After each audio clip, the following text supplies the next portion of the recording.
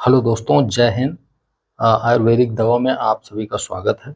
आज हम बात करेंगे बालों का झड़ना। बालों के झड़ना ये बीमारी आजकल की बहुत ही कम उम्र में लड़कों को हो जा रही है और बहुत तेजी से बालों का झड़ना शुरू हो जा रहा है।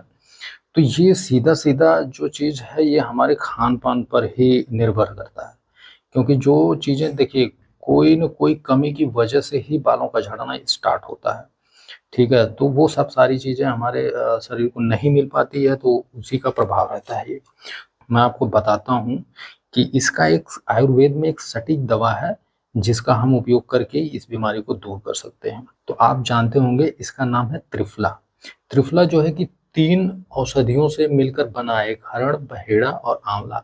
इसमें आँवला की मात्रा जो है कि सबसे ज़्यादा होती है। हरड़ की ये मान के चलिए कि अगर हरड़ 100 ग्राम है तो बहेड़ा 200 ग्राम और आँवला जो है 300 ग्राम मिला के इसको बनाया जाता है। तो इसका उपयोग कई बीमारियों में किया जाता है, जैसे कि बालों के झड़ने में तो किया ही जाता है, आँखों की रोशनी हुई, पेट साफ करने के लिए सबसे ज़्यादा इसका उपयोग किया जाता है। तो मैं आपको बताता हूँ कि बालों का जो झड़ना है उसमें इसका उपयोग कैसे करते हैं, ठीक है? देखिए, सुबह खाली पेट इसको जो है कि त्रिफला आधा चम्मच या आधा चम्मच से थोड़ा बहुत कम रहे चलेगा, लेकिन ज़्यादा ना हो। आधा चम्मच लीजिए त्रिफला और इसमें 1 चम्मच शहद या तो आप गुड़ मिलाइए। पतला जो गुड़ आता है, राब जिसको बोलते हैं गाँव में, वो मिला के इसको अच्छी तरीके से फेंट लीजिए और खाली पेट, याद रहे कि खाली पेट ही इसको खाना है। इसको खाने के बाद खाना क्या, वो तो पेस्ट जैसा हो जाएगा, तो उसको आप चाट लीजिए अच्छी तरीके से और गुनगुना 1 कप पानी पी लीजिए। और याद रहे कि पानी अगर मात्रा ज़्यादा आप अगर पी लेंगे तो वो लग जाएगा आपका पेट साफ करने। लेकिन घबराने की बात नहीं है, वो लूज़ मोशन नहीं होगा। लूज़ मोशन जैसा ही एक बार आपको लैट्रिन जाना पड़ सकता है। जैसे खाना खाएँगे तो पेट में प्रेशर होगा, तो हो सकता है एक बार जाना पड़े, लेकिन वो बार-बार नहीं जाना पड़ेगा। तो ये आपको करना है 1 महीने तक। 1 महीने तक क्या मतलब, अगर 15-20 दिन अगर आपने कर लिया तो इसका प्रभाव आपको देखने को मिल जाएगा। लेकिन 1 महीने मैं आपको रिकमेंड करूँगा कि 1 महीने आप इसको डेली खा के आप देखें, 110% आपके बाल झड़ना रुक जाएगा। और जो लोग कहते हैं ना कि भाई ये तेल लगा लो, ये शैम्पू लगा लो, तो ये सब क्लीनिंग है यार, ये स्किन के ऊपर की बातें हैं। बालों में आप शैम्पू लगाओगे, ठीक है, वो क्लीन हो जाएगा, लेकिन जो झड़ रहा है वो थोड़ी रुकेगा।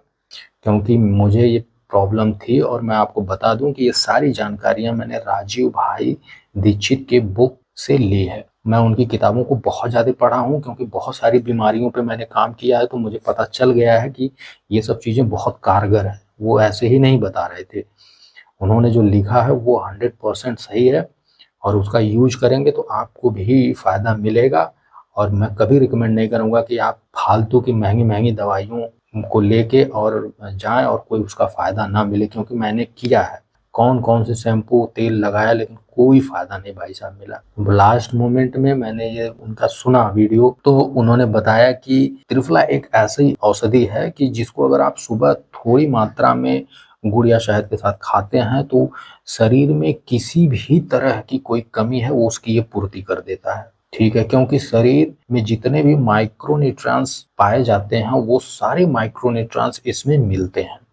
तो मैंने लगाया कि यार अगर इसको खाते हैं तो ज़ाहिर-सी बात है कि बाल भी झड़ रहे हैं, तो किसी न किसी प्रॉब्लम से, किसी न किसी तत्व की कमी से।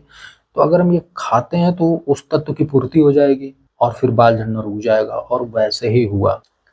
ये तो हो गया दवा के रूप में। और एक चीज़ ये है कि मतलब अगर तांबे का लोटा आप ले लें और उसको रात में पानी उसमें भर के रख दें और सुबह उसको खाली पेट पी लें, तो वो भी आपके लिए बहुत फ़ायदेमंद है। मतलब ये दवा के साथ आप इसका उपयोग कर सकते हैं।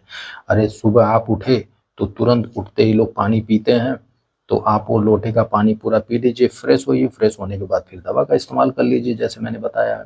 ये बहुत ही प्रभावशाली चीज़ है, ये आँखों के लिए भी, आँखों की रोशनी के लिए भी फ़ायदेमंद है।